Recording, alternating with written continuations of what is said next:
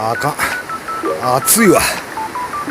久しぶりのこれ、久しぶりやけどな、塩焼きするの基本やらんでね、時間かかるしめんどくさいし、もう大概酔っ払っとってね、そのままもう焚き火の中に落っこってまうからな。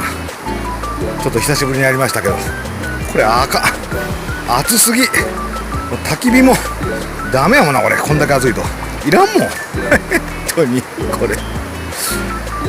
いやいや、これね、焚き火でこのね、塩焼きがねできるようになったらね、これも本当に日本が誇れるね、塩焼きマイスターやもんで、ね、家のグリルのね、これ1000倍ぐらい難しいね、これ。そう、久しぶりにやりますこれね。失敗しますよ。